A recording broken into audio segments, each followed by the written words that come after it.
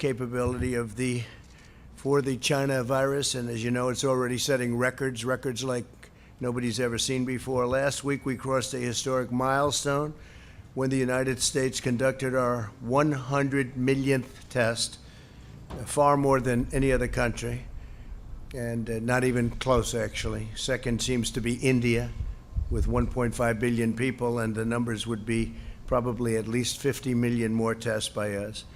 We've conducted more tests than the entire European Union and more than all of Latin America combined. We're thrilled to be joined by Vice President Mike Pence, Secretary of Health and Human Services Alex Azar, Secretary of Education Betsy DeVos, hi Betsy, Administrator for the Centers for Medicine and Medicaid Services Seema Verma, and Admiral Jawar, who's done such an incredible job. Thank you, Admiral. We're also joined by Mississippi Governor Tate Reeves, had a tremendous victory. We're so proud of you. And as well by Abbott CEO Robert Ford. Robert, thank you very much. Great job.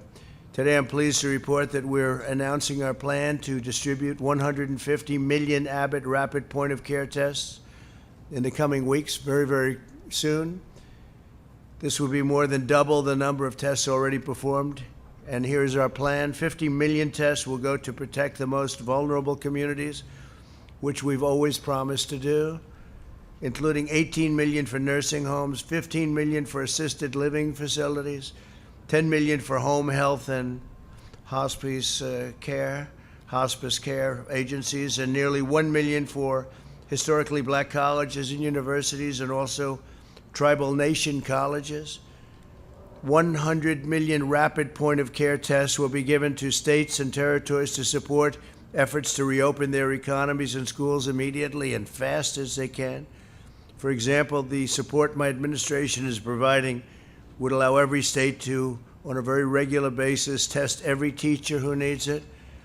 This continues our critical effort to use testing to protect high-risk communities. These new Abbott rapid point-of-care tests are easy to use and return results within just minutes. You'll have a result at a maximum 15 minutes. No machine is required to process them. So in the old days when we just started this, you remember we'd go out and we'd have to find these massive laboratories with tremendously expensive equipment. Now we're down to something that you'll see that is really from a different planet. I would like to ask Admiral Jawar to come up and demonstrate how these tests are performed. He'll do this very nicely, I think. Good luck. Hope you don't test positive.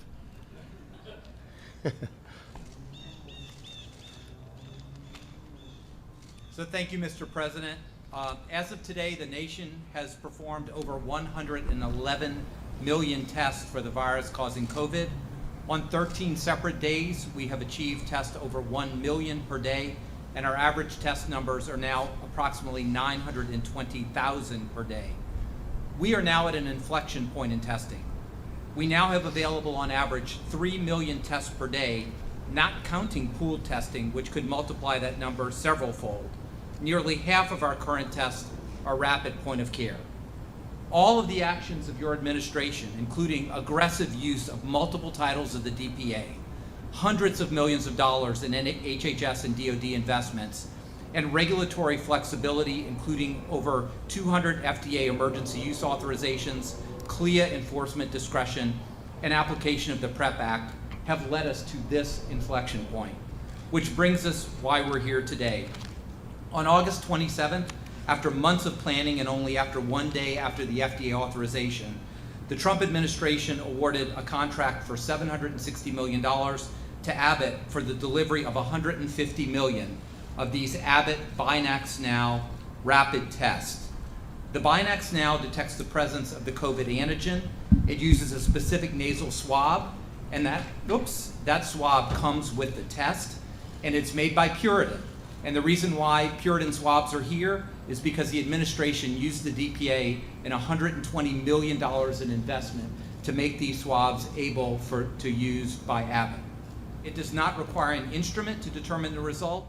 It's in 15 minutes, the result. Testing may be performed by laboratories with a clear certificate of waiver. This is not a home test.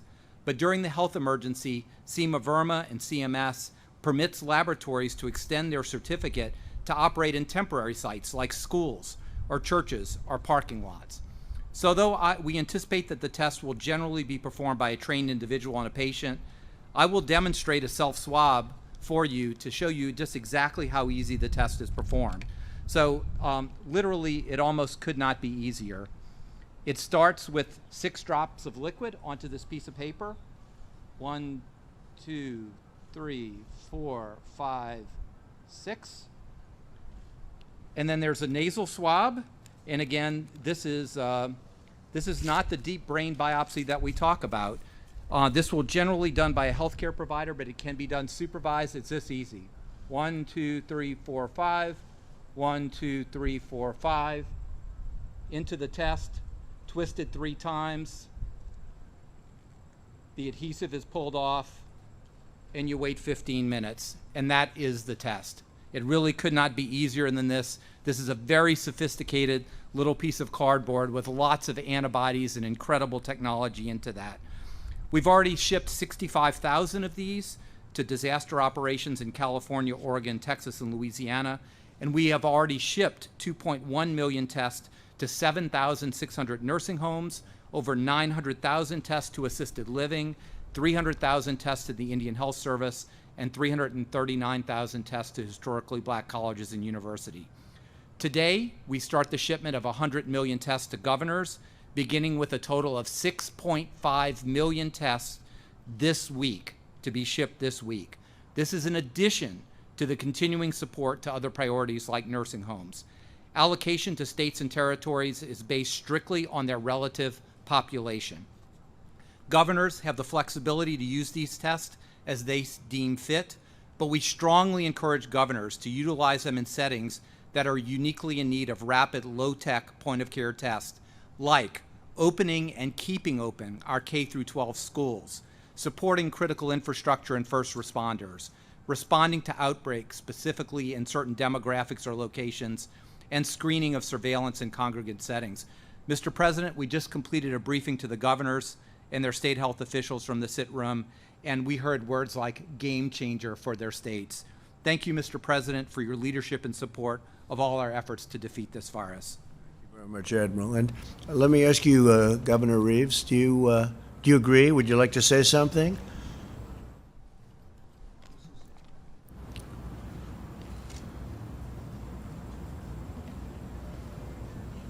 Thank you, Mr. President, for your leadership through this pandemic and through this crisis. It was said by Republicans and Democrats alike earlier, this is a game changer. In our state of Mississippi, our K-12 schools have been open for 9 weeks. Our institutions of higher learning have been open for about the same. But while we have testing available now at least once a week in every county of our state, what this allocation is going to allow for us is we will have testing available for our K-12 teachers every single day going forward. And the thing that we know is that kids learn, and Secretary DeVos knows this so well, kids learn so much better when they're in the classroom than when they're doing distance learning or a hybrid. And while we have 75 to 80% of our kids back in the classroom, we want to get 100% of our kids back in the classroom. It is also critically important, Mr. President, your decision to allocate on the front end to the historically black colleges and universities means the world to Mississippi. Our larger institutions have the financial resources to provide testing, but in Mississippi with Jackson State University and Alcorn State University and Mississippi Valley State University, 3 of our 80. There were 0 tests for the China virus, but we've marshaled all of America's resources to achieve these unparalleled capabilities. We slashed red tape and approved emergency use authorizations for 243 type of tests. That's how many tests we have. I invoked the Defense Production Act and related authorities more than 100 times and distributed $171 million to expand testing production. We've done nearly twice as much testing per capita as France, Italy, and Germany, and over 6 times more testing per capita than South Korea. We've done far more than any other country. usually times 2, 3, 4, 5, or 6. We performed nearly 40 million more tests than India, and by the end of next month, we will have over 100 million tests available in the market. More than half will be point-of-care tests. Those are the quick ones, and they're really the ones that have the best impact, with the results in less than 15 minutes. We've also prioritized resources for the most vulnerable, including nursing home residents. We delivered rapid testing devices to nearly 14,000 certified nursing homes. We opened over 1,000 community testing sites in low-income communities. Nobody could have done this. We invested an unprecedented $8 billion to help tribal communities have the tests and resources they need to combat the virus. And it's important to remember that as younger and healthier people return to work, and as we massively increase testing capacity, we will identify more cases and asymptomatic individuals in low-risk populations. This should not cause undue alarm. The total number of cases is not the full metric of success. Hospitalization capacity and mortality rates are far more instructive metrics. As we do more tests, you're going to have automatically more cases. We are relentlessly focused on protecting the vulnerable while enabling healthy Americans to go back to work. We can do both, as Florida, Arizona, and other states have recently shown. Over the last 8 weeks, hospitalizations have declined by 48%, and they've just reached the lowest point since March. It's a long time ago. Due to advances in treatment, the fatality rate has fallen 85% since April. Our excess mortality has been considerably lower than comparable countries. Excess mortality compares total deaths during a pandemic to what we would be expected in a normal year. This is a critical measurement because it includes undetected China virus deaths along with deaths resulting from lockdowns. And lockdowns can be very harmful. And we have too many states that are locked down right now. The governors are, nobody knows what the governors are doing, actually. Europe has experienced a 50% greater excess mortality rate during the virus than the U.S., and their economic contraction has been far more severe. Under Operation Warp Speed, my administration is on track to deliver a safe and effective vaccine in record time. We're doing very well with the vaccines, as most of you know. 4 vaccines are now in the final stage of trials. The day the vaccine is approved by the FDA, we'll begin distributing it within 24 hours with hundreds of millions of doses to follow very quickly. We're all set to go. We're all ready, and logistically, we have the military lined up, and some incredible people are just waiting to have it. Over 100 million doses will be available before the end of the year. We will defeat the virus, and we will end the pandemic. And next year will be one of the greatest years in our history, and we think it's going to be a very exciting period of time. With that, I'd like to ask Mike to say a few words, because you just left a task force meeting. Vice President Mike Pence.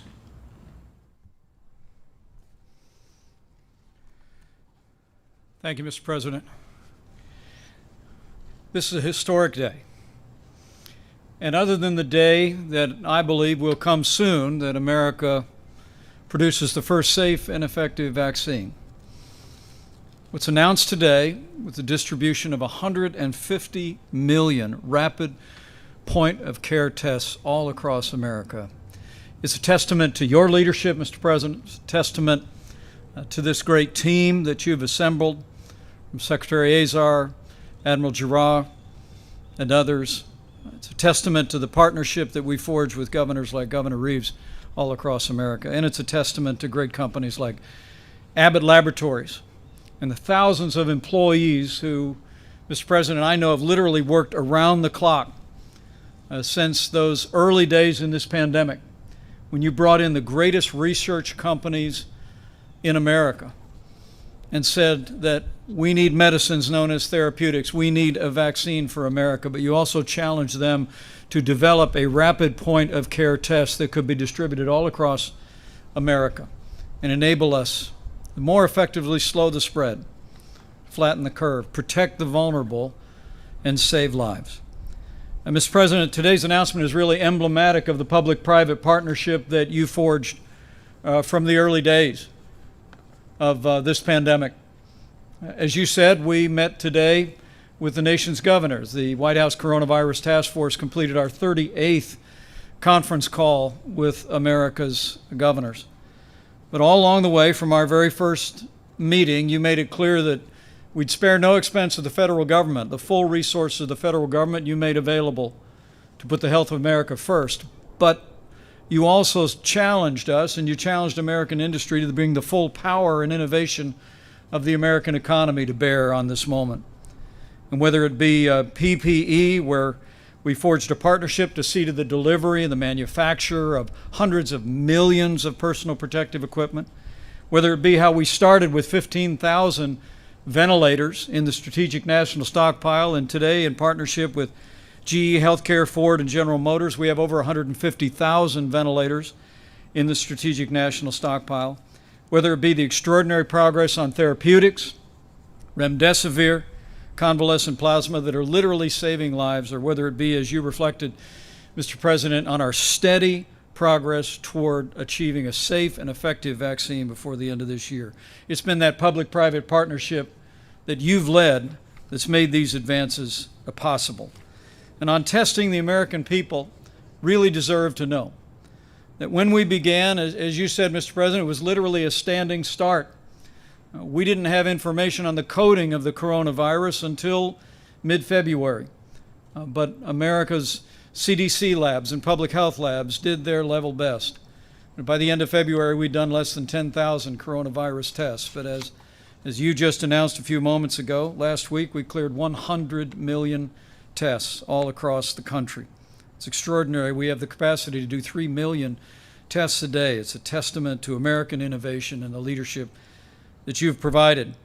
Also, Mr. President, we've delivered to nearly 14,000 nursing homes in America point-of-care tests already that are making it possible for us to really keep focus on the most vulnerable.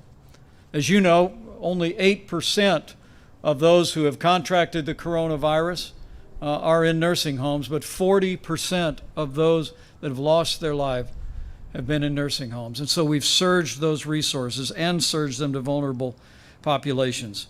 But with the announcement today of this Abbott Laboratories Buy Next Now test, we began a process first announcing 50 million tests to go to our vulnerable communities, to go to minority communities, to Indian Health Services. But as we told all the nation's governors today, we begin the process this week of distributing 100 million tests to each state and territory in the country free of charge, so they can begin to deploy those tests on the priorities that the state has set. But, Mr. President, given the extraordinary capacity that we have in testing today, we expressed a hope to all the governors today that they would particularly use these Abbott Binax tests to open up America's schools and to keep them open.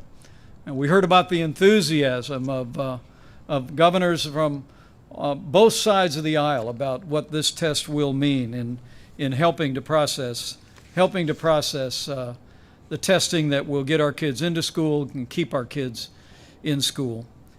And Mr. President, let me just close by saying we've passed through a challenging time in the life of this nation in 2020, and our hearts, and I know your heart, is with all the families that have suffered loss.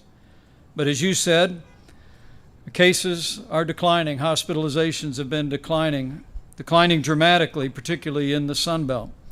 In Louisiana, where not long ago 50 parishes had more than 10% positivity rate, now only 3 parishes are testing positive over 10%. Arizona was testing 20% positivity rate. Now it's less than 4% consistently.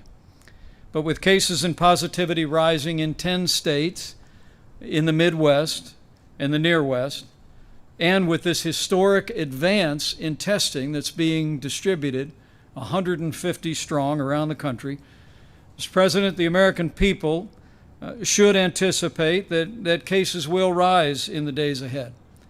But as we more readily identify those who've contracted the coronavirus, the American people can be confident because of this extraordinary and historic public and private partnership that you've forged, because of this whole of government approach. We're ready, as we proved through the outbreak in the Sun Belt this summer. We'll make sure that any community, any state that's impacted with rising cases, any school that's impacted will have the PPE, will have the supplies, will have the medicines. And as you said, Mr. President, we will continue at your direction our relentless drive toward achieving the first safe and effective vaccine so we can achieve the day that we once and for all put this coronavirus in the past. So, Mr. President, with thanks to our industry partners, thanks to this team, but thanks to you for your strong leadership. I hope for that day, and the American people can be confident. We will not rest, we will not relent until we put this coronavirus in the past. Thank you very much, Mike. Scott Atlas, would you say a few words, please, as to how we're doing and where you see us going, please?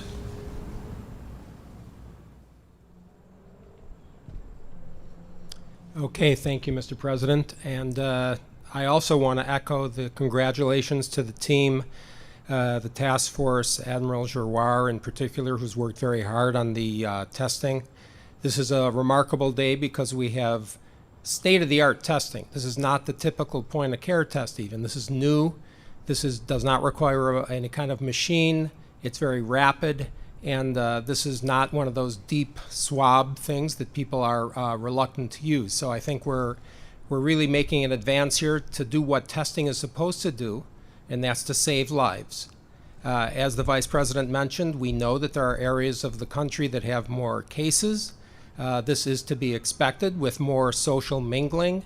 And the testing, but particularly protecting the vulnerable, is the key here. We have not seen hospital overcrowding. We're doubling down now with testing to protect vulnerable people, not just inside nursing homes, but in residential settings and senior daycare centers. This is a remarkable advance, and I anticipate that as this virus, as we get toward the end of this pandemic and the vaccine is being developed as quickly as it has been, America will be in a different position. And there really should be, as I've said many times, the fear is not the issue here. We really have a handle on what's going on. We know what to anticipate, and there's remarkable advances being made as we see today. Thank you very much. Well, thank you very much. Tremendous progress is being made, and I say it, and I'll say it all the time, we're rounding the corner. And very importantly, vaccines are coming, but we're rounding the corner regardless. But vaccines are coming, and they're coming fast. We have 4 great companies already, and it's going to be added to very rapidly.